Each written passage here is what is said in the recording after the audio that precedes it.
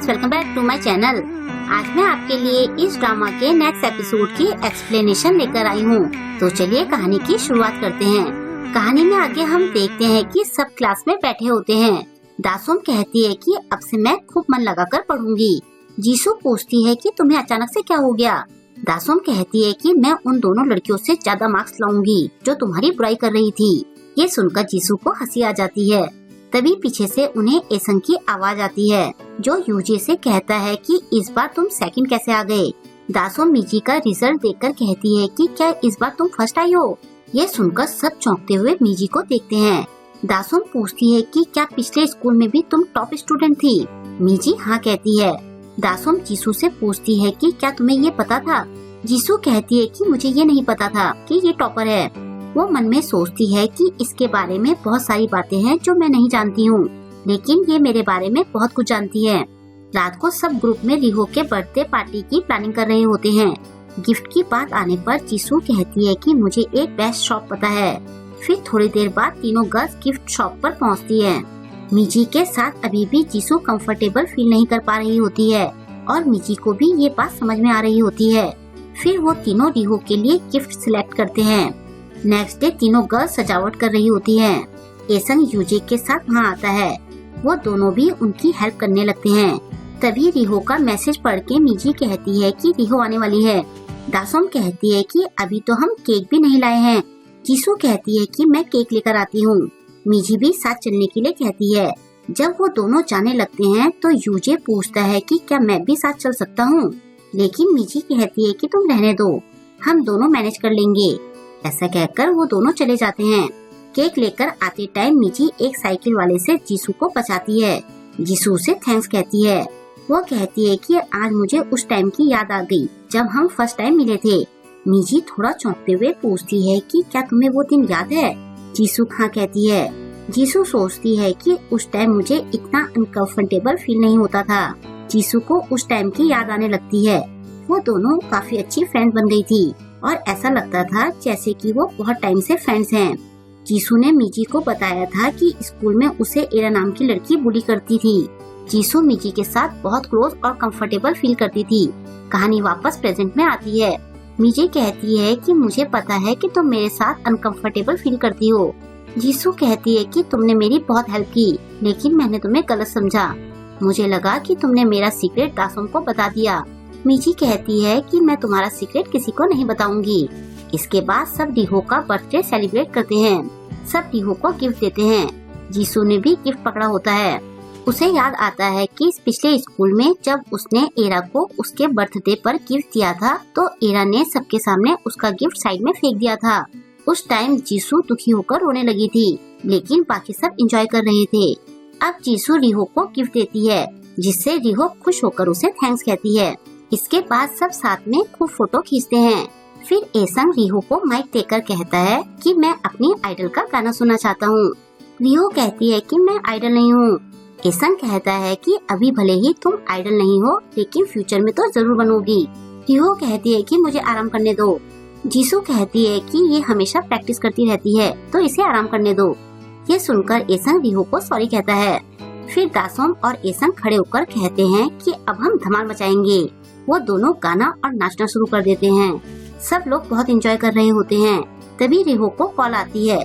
वो जीसू को कहती है कि मैं बाहर से होकर आती हूँ। थोड़ी देर बाद यूजे रिमोट से गाने बंद कर देता है। ये देखकर एसंग और दासोम चिढ़ जाते हैं। यूजे दूसरा गाना लगाता है और जीसू को माइक देते हुए गाने के लिए कहता है। जीसू मीजी से साथ में गाने के लिए कहती है। पहले तो मीजी मना करती है, लेकिन दासोम और एसंग उसे साथ में गाने के लिए ले जाते हैं। जीसू गाने लगती है। यूजे देखता है कि मीजी के फोन में किसी की कॉल आ रही होती है, लेकिन मीजी तो जीसू के साथ गा रही होती है। कुछ घंटे बाद सब घर जा रहे होते हैं। दासोम पूछती है कि अचानक से रिहो कहाँ गायब हो गई थी। जीसू कहती है कि उसने ग्रुप में मैसेज किया तो था कि प्रैक्टिस की वजह से उसे जाना पड़ गया था। चलते चलते अचानक से जीसू कुछ देखकर वहाँ रुक जाती है। उसके सामने से दो लड़कियाँ जा रही होती है, जिनमें से एक एरा होती है। उसे देखकर जीसू को अपने स्कूल के दिन याद आने लगते हैं जब एरा उसे बुली करती थी। जीसू अपनी जगह पर खुद बन जाती है। यूजे और मीजी उसे आवाज दे रहे होते हैं, लेकिन उसे कुछ सुनाई नहीं देता। उसकी आंखें भर आती है। जब मीची उसे जोर से पुकारती है तब जीसू होश में आती है।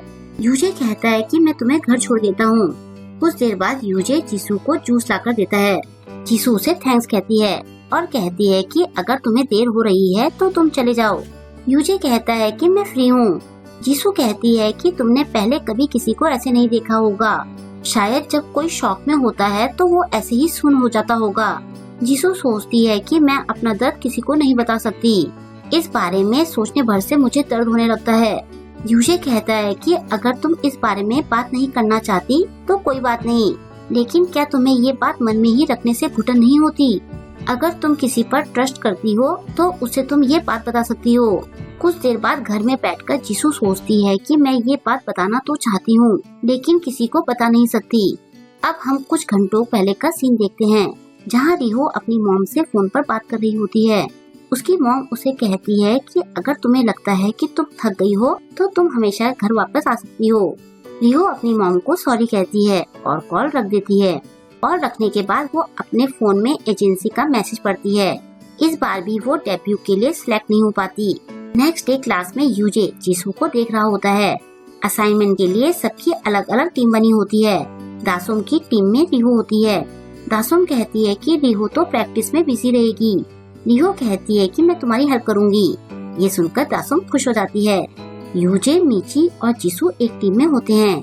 यूजे जीसू के पास आकर असाइनमेंट के लिए पूछता है, लेकिन जीसू अपने में खोई होती है। मीची के बुलाने पर जीसू यूजे पर ध्यान देती है।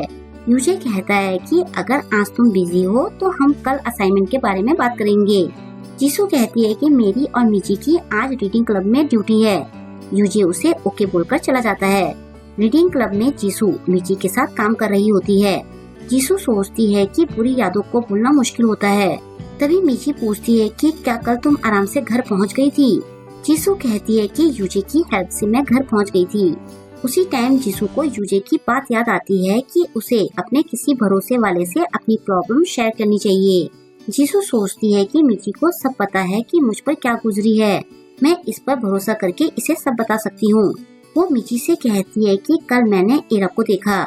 मैंने तुम्हें बताया था कि वही मुझे बुली करती थी। मुझे लगा था कि अब सब ठीक हो गया है, लेकिन उसका चेहरा देखते ही मुझे सब याद आने लगा। मुझे बहुत दर्द हुआ। मीची पूछती है कि क्या तुम ठीक हो? जीसू कहती है कि मुझे बार बार वो सब याद आ रहा है। फिर वो कहती है कि मैंने अपनी डिप्रेसिंग स्टोरी बताकर तुम्हें भी डिप्रेस कर दिया। मीची कहती है कि तुमने कुछ भी गलत नहीं किया है, फिर तुम क्यों सब सह रही हो? उन्हें तो कुछ फर्क भी नहीं पड़ता। तुम इनोसेंट होकर भी पेन में हो, ये ठीक नहीं है। ये सुनकर जीसू सोच में पड़ जाती है। मीची कहती है कि मुझे माफ कर दो, शायद मैंने कुछ ज्यादा ही बोल दिया, लेकिन अब सब बदल गया है, सब तुम्हें लाइक करते हैं। जीसू से थैंक्स कहती है। वो सोचती है कि मेरे सारे सीक्रेट जानने वाली फ्रेंड का साथ में होना इतना भी बुरा नहीं है। थोड़ी देर बाद यूजे जीसू के पास बुक वापस करने आता है और कहता है कि अब तुम ठीक लग रही हो। जीसू हाँ कहती है और कल की उसकी हेल्प करने के लिए थैंक्स कहती है। यूजे कहता है कि मैं तुम्हारे लिए बहुत परेशान था। ये सुनकर जीसू चौंक जाती है। तभी मीची साइड से वहाँ आती है। जीसू कहती है कि मुझे पता नहीं कि ये काम कब खत्म होगा। यूजे कहता है कि मैं तुम्हारी हेल्प करता हूँ। तभी जीसू किसी अर्जेंट काम से बाहर चली जाती है। जाने से पहले वो यूजे से मीची की हेल्प करने के लिए कहकर जाती है। कुछ देर तक दोनों साथ में बैठकर काम करते हैं। तभी मीची को किसी की कॉल आती है। मीची कॉल नहीं उठाती। यूजे पूछता है कि तुमने और जीसू ने किस बारे में बात की? वो अच्छा फील कर रही थी। मीची कहती है कि हमने ज्यादा बात नहीं की। यूजे कहता है कि क्या तुम्हें पता है कि कल जीसू क्यों डर गई थी? कल पार्टी के बाद अचानक से वो काफी डरी डरी लग रही थी। क्या उसने इस बारे में बात की? मीची कहती है कि उसने इस बारे में बात नहीं की। फिर कुछ देर बाद यूजे पूछता है कि वैसे तुमने एकेडमी क्यों छोड़ी थी?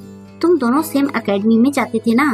मीची कहती है कि मैंने किसी पर्सनल रीजन से एकेडमी छोड़ दी थी। यूजे पूछता है कि वो क्या वजह थी? मीची पूछती है कि तुम इसमें इतने इंटरेस्टेड क्यों हो? क्या तुम जीसू को लाइक करते हो? यूजे कुछ नहीं कहता। तभी जीसू वापस आ जाती है। वो पूछती है कि तुम दोनों किस बारे में बात कर रहे थे, लेकिन दोनों उसे कुछ नहीं बताते। यूजे को कुछ बताते हुए जीसू उसके बिल्कुल पास आ जाती है, जिससे यूजे की दिल की धड़कनें बढ़ जाती है। ये सब सामने बैठी मीची देख रही होती है। इसके बाद छुट्टी में तीनों घर जा रहे होते हैं। तभी जीसू को रिहो की कॉल आती है। कॉल के बाद जीसू कहती है कि मुझे रिहो के पास जाना होगा।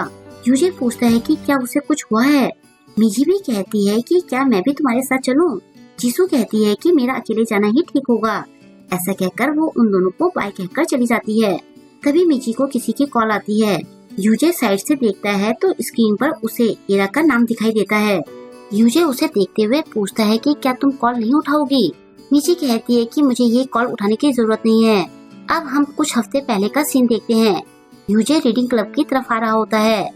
दरवाजे के पास से वो सुनता है कि जीसू मीजी को अपना सीक्रेट बता रही होती है। वो सुन लेता है कि जीसू एसम को लाइक करती है और मीजी जीसू को अपने एकेडमी छोड़ने का रीजन भी नहीं बताती। ये सब सुनकर यूजे गहरी सोच में पड़ जाता है और यहीं पर आज के वीडियो का एंड हो जाता है। क्या यूजे को मीजी पर किसी बात का शक है? क्या यूजे एसम को हिट करता है? और मीजी इरा को कैसे जानती है? इन सारे सवालों के जवाब हमें आने वाले एपिसोड में मिलेंगे। तो मिलते हैं इसके नेक्स्ट वीडियो के साथ। आई होप कि आपको आज का वीडियो पसंद आया होगा। आपको आज का वीडियो कैसा लगा मुझे कमेंट करके जरूर बताएं और वीडियो को लाइक और शेयर करना ना भूलें। अगर अभी तक आपने मेरे चैनल को सब्सक्राइब नहीं किया है तो प्लीज मेरे चैनल को सब्सक्राइब कर लें और लेटेस्ट वीडियोस की नोटिफिकेशन पाने के लिए बेल आइकन को प्रेस करना ना भूलें।